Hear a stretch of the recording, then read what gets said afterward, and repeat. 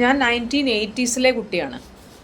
നമുക്ക് അന്നേ കാലത്തുള്ള ഹിന്ദി സിനിമകളൊക്കെ നോക്കുകയാണെങ്കിൽ, അല്ലെങ്കിൽ മലയാള സിനിമകൾ ഹിന്ദി സിനിമകളൊക്കെ നോക്കുകയാണെങ്കിൽ, ഈ മിത്ത് ഓഫ് റൊമാൻറ്റിക് ലവ് എന്ന് പറയുന്നത് അവർ പ്രോപ്പഗേറ്റ് ചെയ്തൊരു കാര്യമാണ്.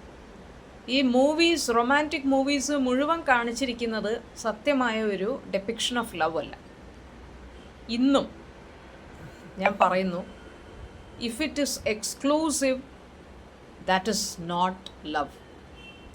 If you think you possess somebody, if you are possessive about somebody, you think it is love, there is a serious problem in your head.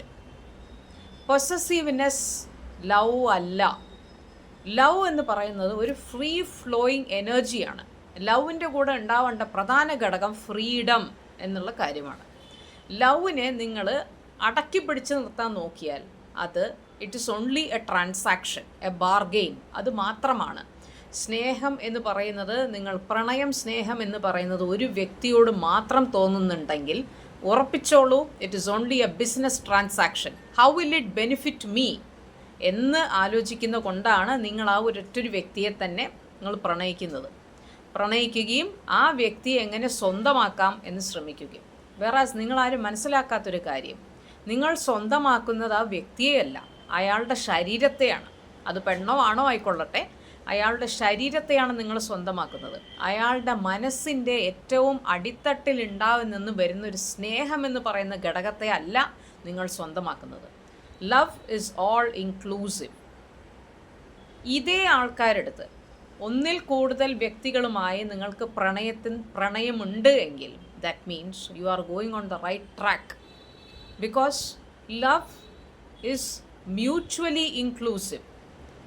It is not something which is called exclusive. Conditional loveനെയാണ് exclusive love എന്ന് പറയുന്നത്. Exclusivity ഉണ്ടോ, there is only selfishness in that. There is nothing more to it. നിങ്ങളതിനെ എങ്ങനെയൊക്കെ വ്യാഖ്യാനിച്ചാലും അതിൽ സ്നേഹം എന്ന ഘടകം വരുന്നില്ല. ഓഷോ പണ്ട് പറഞ്ഞൊരു കാര്യമുണ്ട്, നിങ്ങളൊരു പൂവിനെ സ്നേഹിക്കും. നിങ്ങളൊന്നിനെ സ്നേഹിക്കുമ്പോൾ നിങ്ങളതിനെ പറിച്ചെടുത്തിട്ട് അതിനെ സ്ക്വീസ് ചെയ്ത് നശിപ്പിക്കുകയല്ല ചെയ്യുക. നേരെ മറിച്ച് നിങ്ങളൊന്നിനെ സ്നേഹിക്കുമ്പോൾ അതിനെ വെള്ളമൊഴിച്ച് അത് വിടർന്ന് ബ്ലോസം ചെയ്ത് പുഷ്പിക്കുന്നത് നോക്കി സന്തോഷിക്കുകയാണ് ചെയ്യുക. ഇതിൽ നിന്ന് തന്നെ അദ്ദേഹം പറഞ്ഞ മഹത്തായൊരു കാര്യമാണത്. അതിൽ നിന്ന് തന്നെ നിങ്ങൾ കൃത്യമായി മനസ്സിലാക്കേണ്ട കാര്യം, the myth of love is the propagation of movies and social media. Love, if it is not inclusive, then better don't say that it is love, because it is not love. It cannot be love. It is something else, like a transaction.